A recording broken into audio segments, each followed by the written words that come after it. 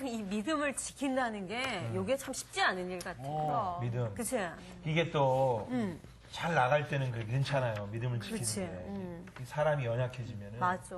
무너지기가 쉬워요. 맞아. 어허, 이 믿음이 적은 자들이 왜 걱정을 하느냐? 뭐야 갑자기. 어허, 믿음만 있으면 뭐든지 할 수 있단 말이야. 정말? 오빠가? 내가 뭔가를 보여주지. 뭘 보여줘? 자, 믿음만 있으면 뭐든지 할 수 있어. 탁자야 움직여라. 탁자야 움직여라. 움직여. 내 것이 움직이네, 내 것이 움직여. 손이 정말. 움직이네. 믿음 있어도 안 되겠다. 그래, 믿음 오빠. 있어도. 겨자씨만 믿음만 있어도 그 산을 옮기는데 말이야. 그 믿음이 아니잖아. 그렇지. 뭐야? 한번 내가 보여줘? 어떻게 하는 거야? 어떻게 하는 건데? 그렇다면 내가 또 한번 보여줄 수 있는. 뭔가 있을 것 같아. 뭔가 있을 것 같아. 종아, 울리렴. 종아? 종아?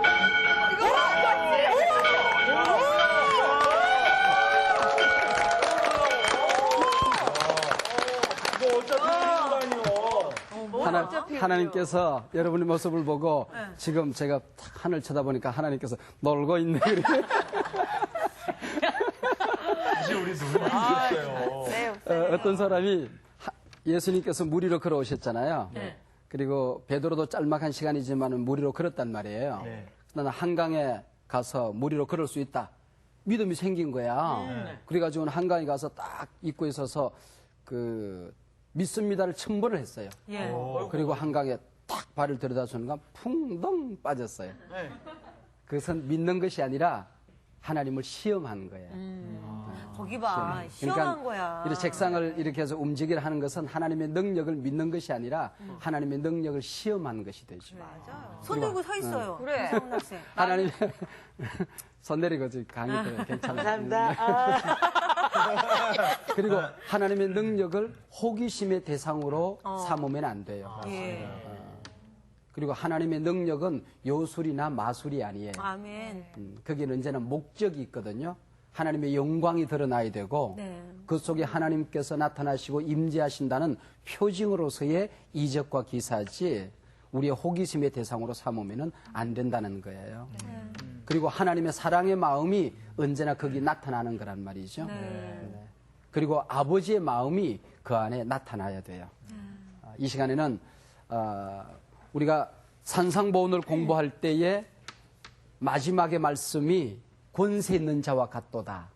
이거는 사람이 할 수 있는 얘기가 아니다. 권세 있는 가르침이다. 네. 그리고 8장과 9장에 오면 예수님께서 직접 권세를 행하신 이야기들이 나오잖아요. 네. 그리고 10장에 가면은 그 권세를 위임하셔서 우리에게도 그 권세를 행할 수 있도록 하시거든요. 그래서 그 가운데 오늘 이 시간에는 바람아 잠잠하라. 마태복음 8장 23절에서 27절 말씀을 통해서 바람아 잠잠하라. 자연을 변화시킨 기적에 대한 공부를 하도록 하겠습니다.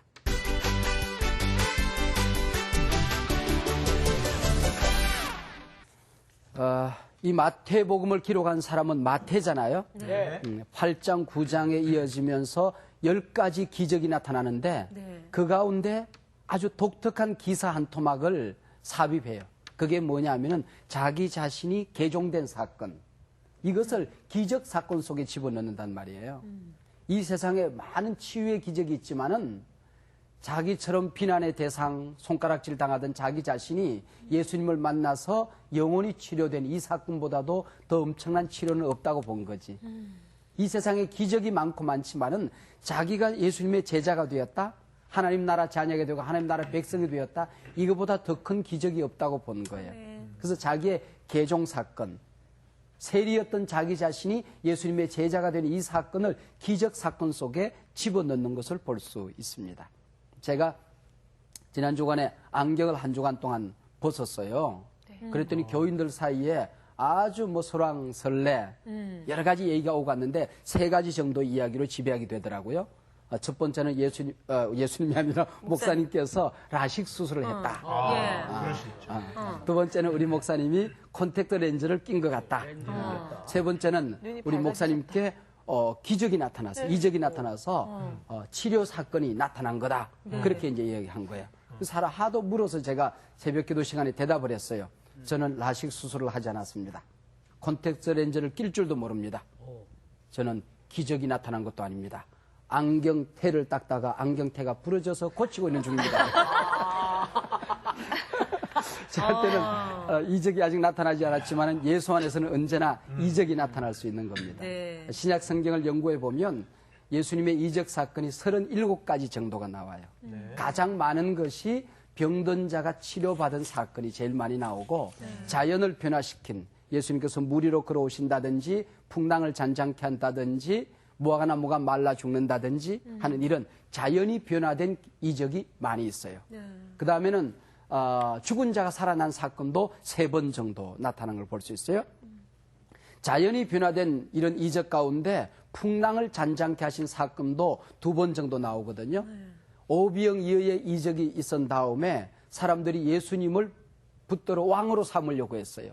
그래서 제자들을 붙들고 막 으쌰으쌰 하니까 제자들을 갈릴리 바다 저 건너편으로 배를 태워서 보내고 있는 중이었어. 근데 갈릴리 바다 가운데 왔을 때 큰 풍랑이 일어나게 된 겁니다. 예수님께서 그 풍랑을 밟고 오셔서 풍랑을 잔잔케 하신 사건이 있어요. 2번째 사건이 이제 오늘 본문의 사건인데 이 사건은 마태복음 오늘 8장에 나오고 그리고 마가복음 4장에도 나오고 누가복음 8장에도 기록되어 있는 아주 놀라운 사건이지요. 예수님께서 제자들과 함께 가다가 풍랑을 만난 이 사건이거든요. 근데 이 공간복음, 마태복음, 마가복음, 누가복음을 같은 관점에서 복음을 보고 같은 관점에서 예수님을 보았다고 그래서 공간복음이라 그러거든요. 이 공간복음의 결론이 꼭 같아요. 예수님, 그가 누구이기에 바람과 바다도 잔잔하는고. 예수님, 그가 누구이기에 바람과 바다도 순종하는고 하는 것으로 마지막 결론이 맺혀져요. 그 결론이 뭐냐면은 예수님은 하나님이시다 하는 거죠. 이 천지 우주 만물 하나님이 만드셨는데 예수님이 만드셨다는 겁니다. 그러면 예수님은 하나님이시라는 거죠.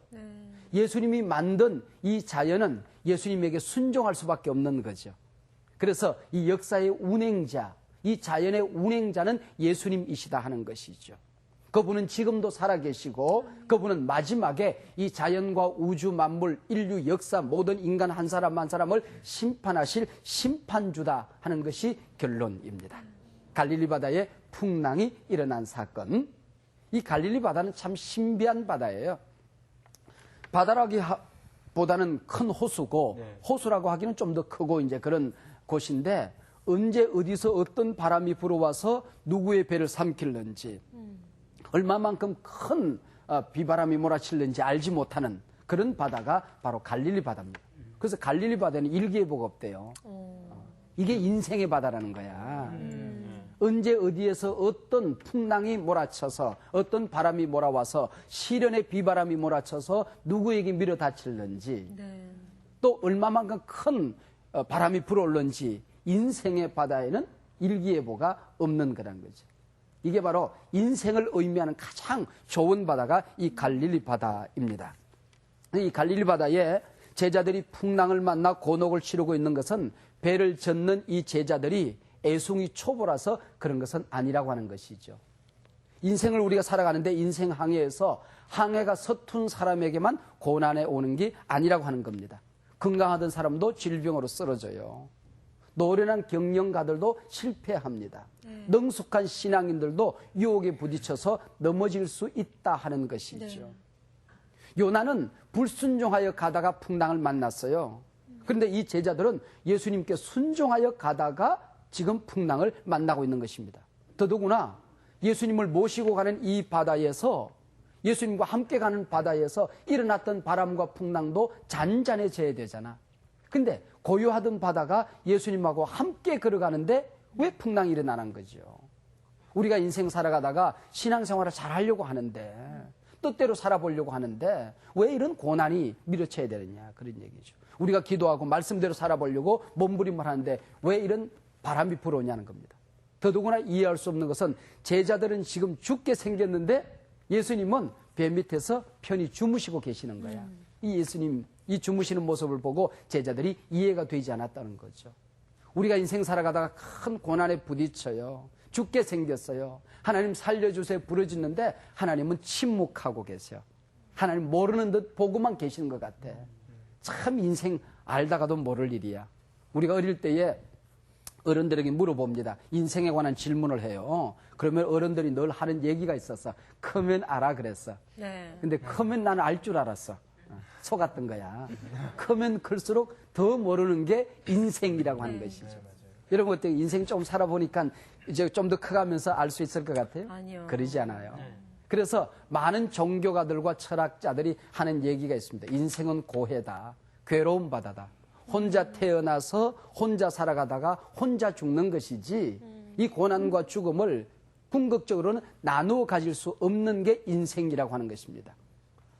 얼마 전에 일간신문에 보니까 만화가 나오는데 어떤 뚱뚱한 아주머니가 약국에 가더라고요. 네. 가서 살 빼는 약 주세요 그랬어요. 그러니까 큰 알약을 한 병 주었어요. 하루에 몇 알 먹을까요? 그랬더니 이것은 먹는 약이 아니다. 그럼 어떻게 해요? 집에 가거들랑 뚜껑을 열고 알약을 전부 다 방에 쏟아라. 그럼 쫙 방바닥에 흩어질 텐데 부지런히 기어다니면서 알약을 주워 담아라. 그리고 다 주워 담으면 또 이래서 또 쏟아라. 하루 종일 부지런히 기어다니다 보면은 살이 빠질 거다. 운동하라. 그리고 제일 마지막에 한 카트 있잖아. 한 카트. 마지막 카트. 그리고 뭐냐면 약은 약사에게 살은 각자 지가 알아서 빼자. 이게 인생이라는 거지. 인생이라는 거지. 마음이 와닿네. 네, 오늘 제자들이 예수님께 우리가 죽게 생겼는데 왜 예수님 가만히 계십니까? 왜 주무시기만 합니까? 라고 제자들이 예수님께 묻는 거죠. 그때 마태복음 8장 오늘 24절에서 예수께서 주무시는지라 그때 실컷 주무시고 일어나신 예수님께서 제자들의 믿음이 없다고 이 믿음이 작은 자들하고 꾸짖어요. 그리고 풍랑을 잔잔케 하십니다. 이때 마지막 결론이 도대체 예수님이 누구이길래 그분이 누구이길래 바람과 바다도 순종하는 거.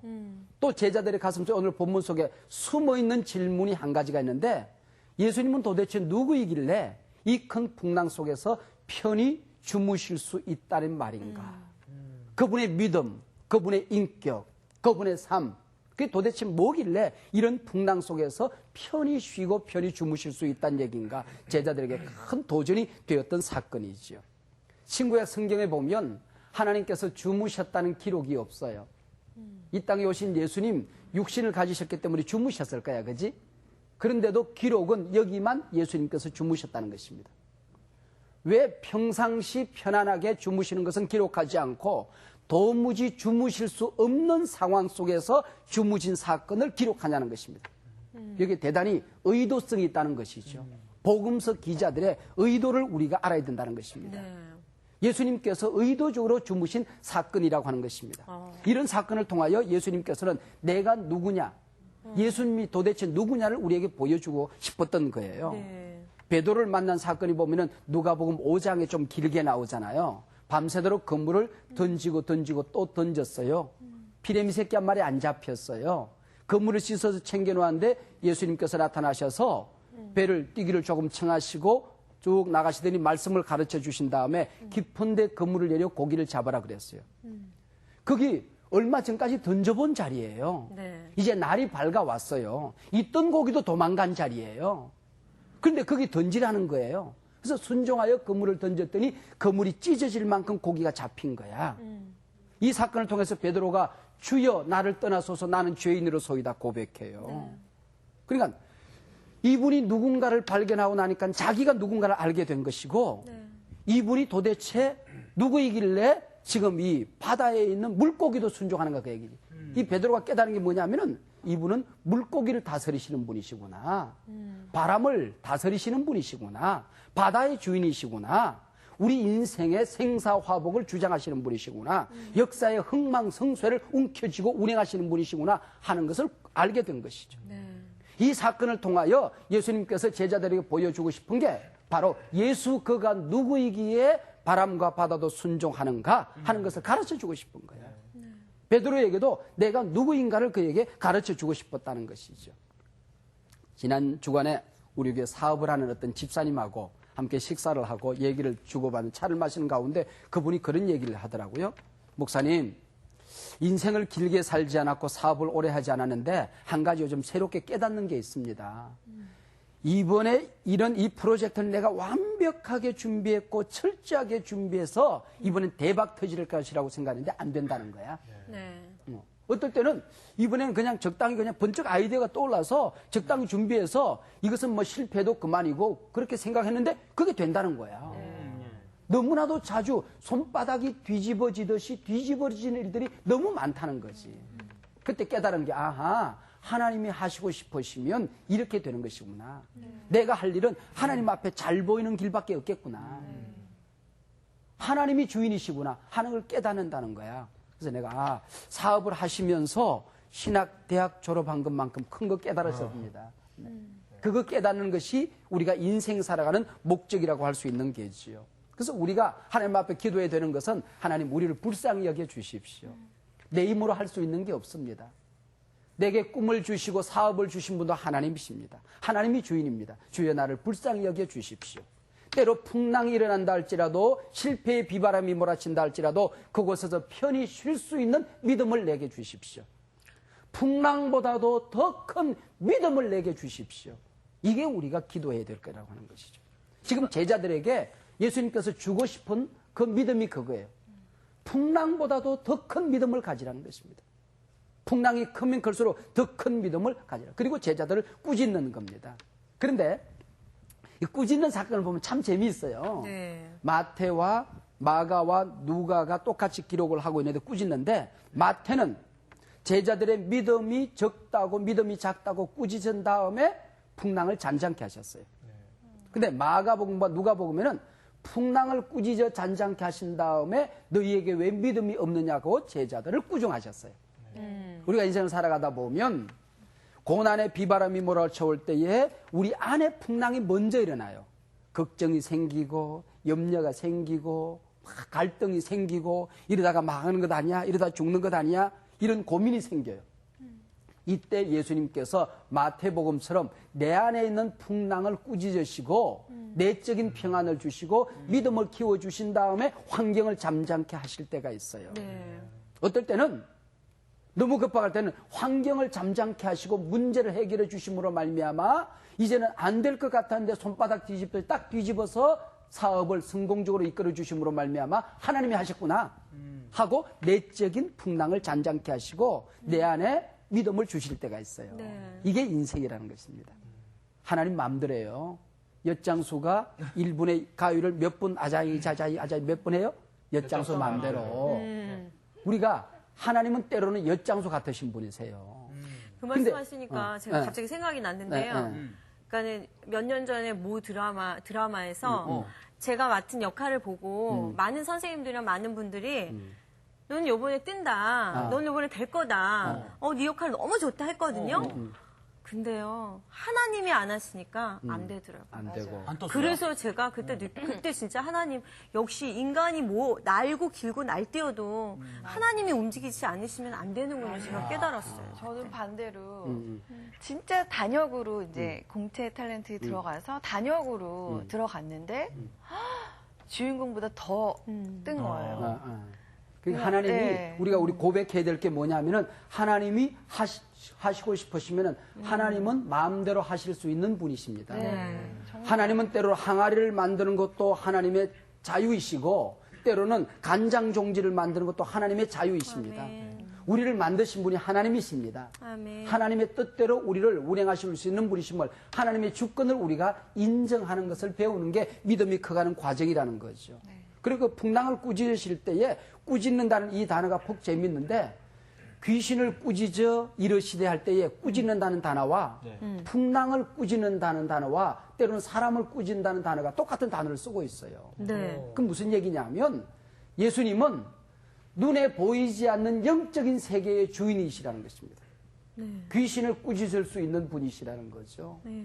이 자연의 운행이 그냥 자연 법칙에 의해서만 운행되는 줄 알지만은 하나님께서는 이 법칙조차도 만드신 분이시기 때문에 자연조차도 운행하실 수 있는 분이시라는 것이죠. 하나님은 시간을 만드신 분이기 때문에 시간을 시작해도 하실 수 있고 시간을 마칠 수도 있는 분이시라는 것이죠. 나를 이 땅에 보내주신 분이 하나님이시라고 한다면은 이 땅에 살아가는 모든 삶의 목적과 청사진도 하나님 앞에 있는 것이고 오늘 밤이라도 하나님은 나를 불러가실 수 있는 분이라는 사실을 아멘. 그 주권을 우리가 하나님 앞에 인정하고 있는 거예요. 그래서 제자들에게 믿음이 작은 자들을 이렇게 꾸짖는데 이 믿음이 작은 자들아 그리고 올리고피스토이 그렇게 올리고피스토이 이 올리고라고 하는 말은 어떤 말이냐면은 어떤 물건이 너무 작을 때에 그걸 올리고스라고 그래요. 그다음에 그 부피가 너무 작을 때 아주 보잘것없을 때 그 올리고라고 얘기해요. 무게를 달아보니까 너무 가벼워서 그냥 이렇게 동동 뜰 때에 너무 가벼워서 동동 뜰 때 그걸 올리고라고 그래요. 그러니까 믿음이 작은 자들은 그 얘기를 크기로 보면 왜 요 모양밖에 안 되냐. 그 분량으로 보면 너희 요거밖에 안 되냐 분량이. 무게로 보면 이렇게 가볍냐 너희 믿음이. 올리고피스토이 그런 얘기예요. 지난 시간에 우리가 백부장에 대한 믿음을 공부했거든. 그때 그 백부장 이방인의 믿음을 보고 예수님께서 이만한 믿음을 내가 이스라엘 중 아무에게서 보지 못하였다. 최상급을 쓰시잖아요. 그 다음에 마태복음 15장에 보면은 이방 여인을 향하여 내 믿음이 크도다라고 얘기하잖아요. 이방인들은 이렇게 믿음이 큰데 너희들은 왜 이렇게 작냐. 나랑 같이 살면서. 하나님을 알지 못하고 뭐 율법을 배우지 않냐고 말씀을 듣지 못했고 신앙적인 가문과 전통이 없는 이방인은 이만한 믿음을 가지고 살아가는데 너희들은 왜 믿음이 이렇게 작으냐 하는 그 하나님의 안타까움, 예수님의 안쓰러움이 여기에 묻어 있는 거죠. 그 메리큐스 마네라는 부인이 있었습니다. 남편은 사업에 부도를 내고 어디론가 몸을 숨기고 말았어요. 살림을 다 잃어버리고 알거지가 되었죠. 아이들을 학교에 보냈는데 그 막내 아이 하나가 문방구점에서 학용품을 훔치다가 학교에서 쫓겨났어요. 창피해서 그 말에 살 수가 없는 거야. 그리고 살고 싶은 마음도 없어. 깨끗이 죽자. 그리고 가스를 열었어요. 아이들을 잠재워 놓고. 가스가 섬이 나오는데 몽롱해지기 시작했어요. 그런데 옆집에서 들려오는지 윗집에 들려오는지 어디선가 찬송 소리가 이렇게 들려오는 거야. 내 모든 시험 무거운 짐을 주 예수 앞에 아뢰이며 이 찬송이 올려. 그러니까 아이들 때문에 살아보자. 내가 왜 죽을 마음을 먹었는데 기도할 마음을 먹지 못했노? 죽을 용기는 있었는데 왜 내가 기도할 용기는 없었노? 그래서 아이들을 문을 열고 밀쳐냅니다. 그리고 가스를 잠그고 기도하는데 눈물이 왈칵 쏟아져요.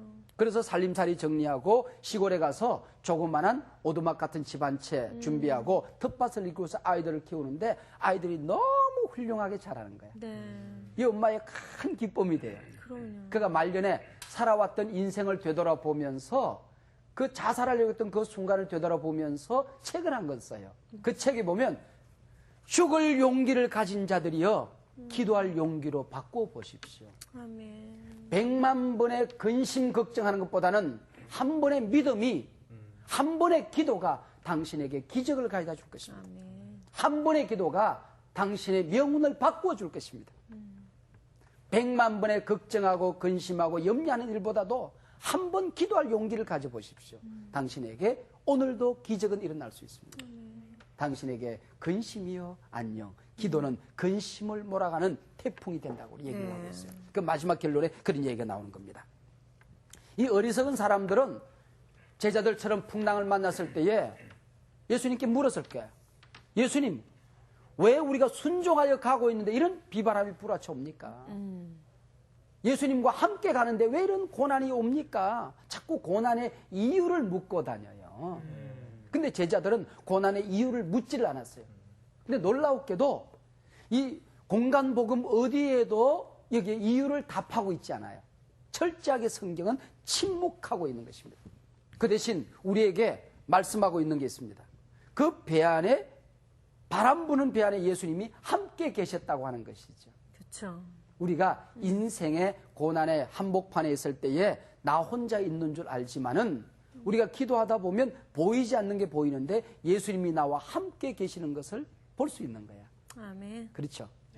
그 모래 위에 발자국이라는 시 알잖아요. 한국 사람들이 너무나 잘 알고 있는 건데 참 그 우리가 고난의 바람에 또 고난의 자리 한복판에 있을 때마다 한 번씩 우리가 묵상할 수 있는 묵상 자료가 돼요. 어떤 한 사람이 너무너무 최근에 힘들어서 인생을 살다가 이렇게 살아서는 안 되겠다. 살 수가 없는 거야. 살 길이 없는 거야. 자기 혼자 사는 것도 힘든데 나 때문에 주변의 사람들이 너무 힘들어하니까 주변의 사람들까지 어렵게 만드는 거야. 가령 사업을 망했다는 것은 이해가 돼. 그러나 주변의 사람 돈까지 다 끌어다 망한 거야. 근데 살 길이 없잖아요. 그래서 죽고 싶은 마음이 생긴 거예요. 성전에 가서 엎드려서 기도하는데 잠이 꼬박 들었어요. 근데 꿈이 꾸어지는데 자기가 살아왔던 인생 여정이 쫙 그림처럼 펼쳐지는데 눈 위에, 모래 위에 발자국이 쭉 다는데 고난의 순간에 혼자 걸어온 줄 알았는데 늘 그 곁에 누군가 나란히 동행하는 발걸음이 있었던 거야. 그게 예수님의 발걸음이라는 거지. 최근에, 가장 최근에 정말 이것은 살 수 없, 죽고 싶을 만큼 너무 힘들어서 고통스러워서 더 이상 살 용기도 자신도 없었던 최근에 걸어왔던 발자국은 혼자인 거야. 그래서 통곡을 하면서 그 보세요, 하나님. 그 보세요, 예수님. 이렇게 나 혼자 내버려두니까 내가 살 길이 없잖아요. 그때 예수님께서 아이야, 사랑하는 나의 아이야, 자세히 살펴보려무나. 그 발자국이 너의 발자국이니 내 발자국이란다. 네가 너무 힘들어서 내가 너를 품에 안고 그렇단다. 너는 일어설 힘조차 없어서 내가 너를 등에 업고 그렇단다. 그 발자국은 나의 발자국이란다. 이 풍랑 사건을 통하여 우리가 깨달아야 될 게 그런 거죠. 고난 한복판에 예수님이 함께 계신다는 것입니다. 고난의 배 안에 풍랑 부는 바람 안에, 바람 부는 이 배 안에 예수님이 동성하고 계시다는 것이죠. 진정한 선장이 누구냐? 바로 예수님이라는 거죠. 내 인생의 진정한 선장이 예수님이라는 고백이죠. 한 소설가가 배를 타고 세계를 여행을 하고 있었어요. 어느 날 배 안에 바람이 불어치기 시작했어요. 큰 풍랑이 몰아쳐 왔어요. 너무 불안해서 저 배 밑바닥에 의자에 앉아 있을 수만 없었어요. 가판 위로 올라가서 그냥 풍랑을 확인해야 되겠다. 봤더니 큰 집채만한 파도가 휘말아쳐 오는데 그냥 막 부들부들 떨고 있었던 거야. 근데 어린아이 하나가 가판 위로 올라오더니 깨금발을 하면서 콧노래를 부르면서 흔들거리는 배를 막 즐기고 있는 거야. 그래서 아이의 손을 잡고 얘야, 너는 저 바람이 무섭지도 않니? 저 풍랑이 겁도 안 나? 흔들거리는 배에서 너는 무섭지도 않아? 그랬더니 아저씨를 쳐다보면서 아저씨 걱정하지 마세요. 제가 지금 선장실에서 올라오는 길이에요. 우리 아빠가 선장이에요. 우리 아빠 얼굴이 편안하면 아무 일도 없는 거예요. 예. 우리 아빠 얼굴을 보고 왔는데요. 우리 아빠가 노래 부르고 있었어요. 아저씨 걱정하지 마세요. 온전히 믿은 거죠. 네. 그러니까 우리 노래 그런 게 있잖아. 괴로울 때 주님의 얼굴 보라. 우리가 괴로울 때마다 주님의 얼굴이 평안하면 우리도 평안할 수 있는 거예요. 괴로울 때 성경을 펼쳐서 성경이 평안하다 말씀하시면 우리가 평안할 수 있는 거예요. 평안해야 되는 거예요. 그렇죠? 우리가 괴로울 때마다 주님을 우리가 바라볼 수 있으면 승리하는 거죠. 한 번은요, 네. 목사님, 저한테 이런 기억이 있어요. 여기서는 지금 바람을 잠잠하게 했잖아요. 한 번은 제가 재수할 때 거예요. 어려웠을 때 아르바이트를 하러 무슨 모랜드에 아스팔트 길을 막 여름에 막 걸어가는데요. 너무 더워요. 그래서 그 돈을 아끼려고 거기를 걸어갔거든요. 근데 걸어가면서 제가 하나님 시원하게 바람 한 번만 불어주세요. 다 이랬어요. 저 그 바람을 아직도 잊지 못해요. 그러더니 바람이 싹 불어서 저를 시원하게 하는데요. 하나님 땡큐. 그랬거든요. 저 여기 바람을 잠잠인데 전 바람을 그때 쫙 한번 일으켰죠. 그러니까 작은 것까지도 나의 작은 신음에도 하나님은 응답하시는 분이세요. 근데 이 풍랑이 여기는 작은 바람이에요. 그런 산들 바람이 아니라 마태복음에서 큰 놀이라고 기록했거든요. 네, 큰 네. 놀이라는 말, 놀이 뭐냐면은 지진이 일어나서 크게 일어난 풍랑을 쓰나미를 지금 놀이라고 기록한 거야. 엄청나게 그러면 파도 일은 거예요? 엄청난 파도가 일어난 거죠. 그리고 마가복음과 누가복음 전체를 연구해 보면은 크다는 얘기, 이 크다는 얘기가 3번씩이 나오는데 네. 영어로 크다고 했을 때 big이라는 단어를 쓰잖아요. 예. 좀 더 크면 great라는 단어를 예. 써요. 그보다 더 클 때 메가톤급이라는 말을 써요. 예. 풍랑을 할 때 큰 광풍, 그래서 메가톤급 광풍이 불어왔다. 그렇게 기록하고 있어요. 근데 예수님께서 그 광풍을 꾸짖으시니까 잔잔해지는데 아주 잔잔했다. 아주란 말이 메가톤이란 말이에요. 메가톤급 고요가 찾아온 거야. 바다에 그렇게 큰 집처만한 파도가 있다가 유리알을 깔아놓은 것처럼 잠잠해지는 상황이었다는 겁니다. 그걸 보고 제자들이 심히 놀라니래. 심이란 말이 메가톤이라는 단어를 쓰고요. 메가톤급 충격을 받았다. 이렇게 돼 있어요. 예. 메가톤급 풍랑이 불어왔고 예수님께서 꾸짖으시니까 메가톤급 고요가 찾아왔고 또 그 제자들이 받았던 믿음, 메가톤도. 메가톤급. 그 경외감이 메가톤급으로 다가왔다. 그렇게 기록하고 있어요. 제가 그 매년마다 종합검진을 하거든요. 네. 종합검진을 하는데 2년 전에 종합검진을 했더니 식도와 위에 보기도 흉하고 끔찍한 그 용종이 2개가 있더라고요. 네. 피라미드로 이렇게 붙어 있는데 그것은 수술하기도 힘들어요. 그래서 의사가 계속해서 관찰하고 추적합시다. 자주 하는 게 좋겠습니다. 안 되면 빨리 수술합시다 그러더라고요. 네. 아 그러냐고. 그리고 이제 1년 동안 이제 뭐 기도하면서 이제 보냈죠. 1년 후에 다시 검사를 했어요. 네. 그랬더니 그대로 있는 거야. 그래서 내가 이상하네. 안 없어지네. 그랬더니 의사가 뭘 하셨는데요? 그래서 내가 기도했지요. 그랬더니 나를 쳐다보는 그 묘한 웃음 있잖아. 이런 원신이 어디서 왔어? 이런 뜻이야. 아이, 더 커지지 않으면 다행이고요. 빨리 수술하는 게 좋겠어요. 그러더라고요. 아, 그래요? 그리고 이제 다시 1년이 지났어요. 네. 바로 지난달, 한 달 전에. 네. 똑같은 병원에 가서 제가 검진을 했어요. 마지막에 내시경 검사했죠. 사진 나와서 판독해서 보니까 1년 전에 그렇게 보기도 흉하고 끔찍하게 생겼던 용종들이 깨끗이 없어진 거야. 아멘. 이번에 내가 그 의사를 이제 아주 묘한 웃음으로 웃어주려고 딱 쳐다봤더니 그 의사가 아닌 거야. 그러니까 다른 의사가 이제 상담을 온 거지. 하나님은 오늘도 살아계세요. 아멘. 성경에 있는 하나님은 오늘도 살아계세요. 아멘. 페퍼가 문자의 하나님이 아니에요. 오늘도 우리를 치료하세요. 아멘. 우리를 고치시고 우리가 예수 안에서 언제나 오늘도 이적과 기사와 표적을 경험할 수 있는 거예요. 풍랑아 잠잠하라. 이것은 성경에서만 있는 것이 아니라 오늘 우리 속에 있는 내적인 풍랑과 내 환경의 풍랑과 사람과 사람의 관계 또 우리 교회나 역사 안에 밀어닥치는 여러 가지 시련의 비바람을 향하여 우리가 외칠 수 있는 오늘 우리에게 주신 메가톤급 믿음과 능력이 되는 것입니다. 아멘. 풍랑아 잠잠하라. 어때? 좀 여러분들의 질문, 여러분들의 어떤 반응 어떻습니까? 그 지금 목사님 마지막 부분 말씀하시는 걸 듣고 그 사실은 많은 분들이 그 병중에 기도를 하고 있고 특히 이제 세상의 의술로 고칠 수 없는 부분들을 이제 기도를 많이 맡기잖아요. 근데 이제 그런 기도들을 많이 해요. 하나님 이게 뭐 한 1년이면 1년, 2년이면 2년 안에 내가 기도하겠습니다. 그럼 고쳐주실 거라는 확신을 갖고 기도를 했는데 목사님이 이제 나으셨단 말이죠. 다른 분들 중에는 만약에 2년이면 2년, 뭐 얼마면 얼마 동안에 안 났어요. 그랬을 때 네. 계속 기도를 해야 될 것인지 아니면 정말 의술을 정말 택해서 빨리 뭐 수술이라든지 뭐 이런 것들을 해야 되는지 아니면 그냥 막연히 그냥 계속 그건 믿음도 믿음이지만 또 잘 지칠 수가 있으니까 그런 부분들이 사실 살면서들 많거든요. 성도님들 중에 어떻게 해야 될까요? 저 자신에게 한번 물어보는 거야.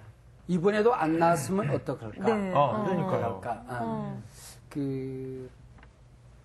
우리가 의술도 하나님이 주신 선물로 받아들이는 게 굉장히 중요합니다. 그다음에 약도 하나님께서 우리에게 우리 시대에 주신 소중한 선물로 우리가 이해하는 게 굉장히 중요합니다. 그래서 어떤 사람들은 수술을 하고 약을 먹고 하는 것은 믿음이 없어 그런 줄로 아는데 그렇게 할 필요가 없고 하나님께서는 수술을 통해서도 고치십니다. 그러나 고치시는 분은 하나님이시라는 거예요. 약을 통해서도 고치시는 분이에요. 우리가 기도하다 보면 하나님께서 빨리 그 병을 발견하게 하시는 것도 하나님의 은혜예요. 좋은 의사를 만나게 하고 가장 적절한 병원을 만나게 하는 것. 적절한 때에 적절한 장소로 인도하시는 분도 하나님이세요. 그렇기 때문에 이 모든 것을 통하여 우리가 이 땅에 살아가는 하나님의 은혜를 경험할 수 있고 또 우리에게 주신 믿음을 우리가 드러내면서 살 수 있죠. 근데 이제 저는 이번에 그 의사의 그 눈빛 속에서 제가 그분에게 믿음을 드리고 싶었어요. 그분이 당신이 하는 의사의 일도 소중하지만은 우리의 기도도 소중하다는 걸 그분에게 가르쳐 주고 싶었어요. 그분을 내가 무시하는 것도 아니고 의학적인 그런 어떤 소견을 내가 소중히 사지만은 그러나 그거와는 또 다른 세계가 있다는 것도 그분에게 좀 알려드리고 싶었어요. 알려드리고 싶어요. 그래서 기도도 당신이 비웃을 수 있는 게 아니라는 걸 보여주고 싶었어요. 그게 이제 제 마음이었죠. 그래서 내가 1년 동안 기도하고 2년 동안 제가 꾸준히 기도했던 거죠. 그리고 또 두 번째는 기도하는 가운데 이 병은 네가 가지고 있는 이 병은 기도로서 고치면 좋겠다는 하나님의 마음을 내가 얻었어요. 봤어요. 내가 수술할 수도 있고 약으로 내가 고칠 수 있을는지 모르지만은 여러 가지 의견을 내가 들었을 때에 하나님께서 이번에 너를 기도로서 고치면 좋겠다는 마음을 하나님께 제게 주셨어요. 믿음을 제게 주셨어요. 그래서 나는 기도하기 시작한 거죠. 네. 무조건 그냥 미련하게 기도하는 것이 아니라 기도하고 응답을 받은 거예요. 이번에 안 나와도 저는 기도했을 거예요. 어떨 때는 수술합니다. 어떨 때는 수술하지만은 약을 먹습니다. 그러나 이번만큼은 제가 그런 어떤 하나님의 마음 또 하나님과의 대화 가운데 가졌던 응답 때문에 그렇게 한 것이죠. 근데요, 여기 책에서 지금 큰 광풍과 큰 지진을 두려워했을 때 하나님께서 믿음이 작은 자라라고 말씀하셨잖아요. 자, 그럼 지금 살고 있는 사람들 중에 과연 꾸중 안 들을 만한 사람이 몇 명이나 될까? 그렇네. 하는 그런 생각이 들어요. 그 풍랑에 갔을 때에 걱정 안 할 사람 누가 있겠어요? 네. 그렇죠. 그죠. 예. 저라도 저 김미란의 스타일은 하나님, 예수님, 왜 자고만 있어요? 빨리 어떻게 좀 해주세요. 저는 막 또 그랬을 것 저 같아요. 같은 스타일은 그러지 또 않으면 막 흔들어 깨웠어요. 근데 저 같은 스타일은 또 이런 스타일이에요. 어허, 믿음을 가져야지. 그러면 안 돼. 그러고 내가 의심해. 저는 그냥 옆에서 예수님이랑 같이 잤을 것 같아요. 스타일이 다 달라. 예, 다르네요. 그러니까. 근데 이만한 믿음, 너희 이만한 믿음, 그리고 믿음이 작은 자들아 꾸짖은 이 말씀은 아직도 내가 누군지 모르겠냐 그 얘기예요. 아직도 내가 누군지 모르겠느냐. 내가 천지우주 만물을 창조한 하나님으로 너희를 구원하러 이 땅에 온 메시아라는 사실에 대해서 아직도 의심이 되느냐. 이걸 가르쳐 주기 위해서 그런 거고 믿음이 작은 자들아 그 얘기가 바로 내가 누군지 알겠느냐 그 얘기예요. 우리가 믿음이 크다는 얘기는 내적인 확신을 얘기하는 게 아니에요. 예수님이 얼마나 크신 분인가를 크게 믿는 게 큰 믿음이지. 네. 그 예수님은 얼마나 큰 일을 할 수 있는가를 믿는 믿음이 큰 믿음이죠. 네. 예수님은 천지우주 만물을 창조하신 분이시고 바람을 잔잔케 할 수 있는 분이시고 큰 광풍을 지금 고요케 할 수 있는 분이라는 것을 믿는 믿음이 큰 믿음이죠. 네. 예수님은 말씀만 하시면은 구태여서 안수하지 않아도 네. 그 죽어가는 영혼 보지 않아도 병든 내 하인을 보지 않아도 말씀만 하시면 이 자리에서 그 개가 낫는데 네. 시공을 초월하 역사하시는 그 예수님을 믿는 믿음이 큰 믿음인 거죠. 맞아요. 그 믿음을 얘기하는 거예요. 저는요, 얼마 전에 제가 한 4, 5개월 전에 기도를 했던 게 있었어요. 근데 하나님 그걸 딱 이루어 주신 거예요. 그래서 내가 그 기도를 했음에도 불구하고 정말 이루어 주셨네? 내가 놀래. 네, 제가 내가 놀랬어요. 놀래. 그래서 우와, 되게 신기하다. 그러니까 정말 하나님은 그러니까 음성을 제가 들었거든요. 하나님이 그러니까 제가 기도한 거에 대해서 응답해 주시겠다는 그런 마음의 확신이 있었는데 이제 그게 빨리 오진 않았어요. 근데 지금 한 4, 5개월 지난 다음에 그게 기도 응답이 왔는데 정말 들어주신 거예요, 하나님? 해줘도 의심해, 해줘도. 너무 그러니까 너무 해줘도. 놀라운 거예요. 정말 그렇게 될 수 없는 상황인데 너무 놀란 거죠. 너무 지금. 놀랐군요. 네, 그래서 아까 목사님께서 말씀하셨듯이 도대체 예수님이 누구시길래 바람도 또 바다도 순종하냐고. 그러니까는 걔네들도 순종하는데 정말 피조물인 우리가 어떻게 순종을 안 할 수 있는지 정말 순종해야겠다는. 그 대주교의 죽음이라는 단편이 있어요. 그 보면 대주교가 아침마다 나와서 기도를 해요. 기도를 이렇게 쭉 정해진 시간에 늘 정해진 묵상을 하는 시간이 있어요. 그날 아침도 여느 때처럼 정해진 장소에 정해진 시간에 와서 묵상하는데 오 하나님 살아계신 하나님 늘 우리에게 말씀하신 하나님 오늘 제 기도를 들어주셔야 되겠습니다. 그렇게 기도했는데 위에서 하나님의 음성이 들린 거예요. 네. 아들아 네가 뭐든지 얘기하는구나. 내가 너의 기도를 듣기를 원하노라. 그랬더니 이 대주교가 심장마비에 걸린 거예요. 하나님 진짜 살아계셨군요. 이렇게 죽은 거야. 여태 그러면은 여태까지 뭐. 그게 여태까지는 뭐야? 그 책이 우리에게 가르쳐주고 싶은 게 그런 거지. 헛거 믿은겨? 그러니까 기도하고도 기도 우리 지금 못할 때가 있잖아요. 그래서 맞아요. 그런 응답을 통하여 우리에게 주고 싶은 이런 시련을 통하여 우리에게 주고 싶은 게 있는 거야. 네. 예수님이 누구신가? 예수님이 얼마나 우리를 사랑하시는가? 믿음이 자랄 때 한 번씩 충격을 받으면 믿음이 자라요. 네. 충격을 받으면 말씀의 충격을 받아도 믿음이 자라고 성령의 충격을 받아도 믿음이 자라고 기도에 충격을 받아도 믿음이 자라는 걸 볼 수 있어요. 그런 우리 이적과 기사와 표적이 나타났다는 것은 언제나 우리 가운데 믿음을 키워주기 위한 예수님이 누군가를 보여주기 위한 따스한 하나님의 마음이 있는 거죠. 갑자기 웃긴 게요. 웃음이 나왔던 게요. 하나님께서 저를 바라보고 계시면서 믿음이 적은 자 미라나 이 말씀을 하루에도 몇 번을 하시려는지. 근데 나는 왜 그렇게 생각이 안 되지? 그게 내 사랑하는 딸 경림아 이렇게 항상 느껴지는 거는 왜일까요, 목사님? 감사합니다. 아, 네. 고마워요. 목사님, 저는요, 제 그 친구 중에 한 명이 그 예수님을 굉장히 핍박하는 친구가 한 명 있습니다. 물론 그 친구를 제가 전도해야 되겠다는 마음은 꼭 갔죠. 하지만 좀 괘씸할 때가 있어요. 너무 핍박하니까. 그래서 제가 한 번은 이걸 보면서, 아니, 그 예수님도 이 바람과 그 풍랑을 꾸짖어가지고 잔잔케 했듯이 그 친구 딱 앉혀놓고, 야, 내가 보여줄게. 멈춰라! 풍랑아 멈춰라. 풍랑이 불 때. 멈춰라 해서 싹게 멈춰지면 그 친구가, 정말 계시구나.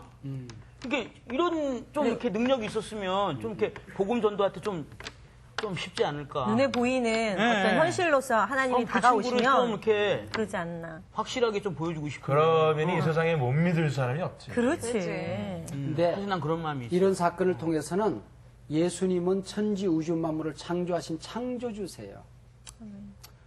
우리에게는 이적이지만 그분에게 너무 자연스러운 일이죠. 너무 쉬운 일이죠.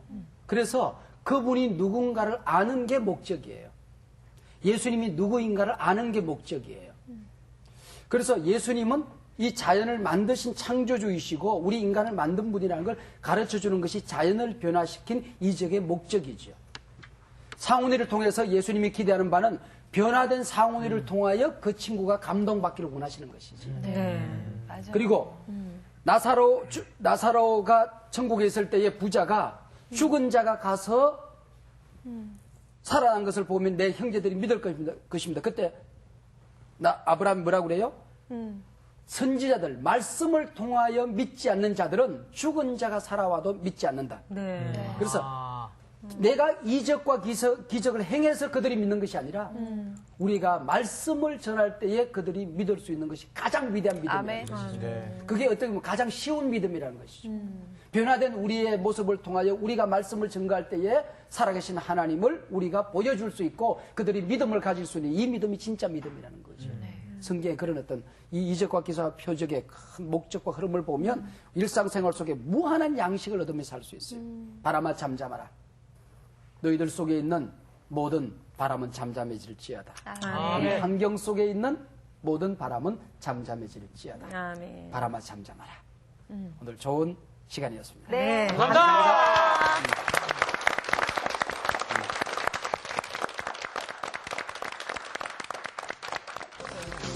종아, 울리렴.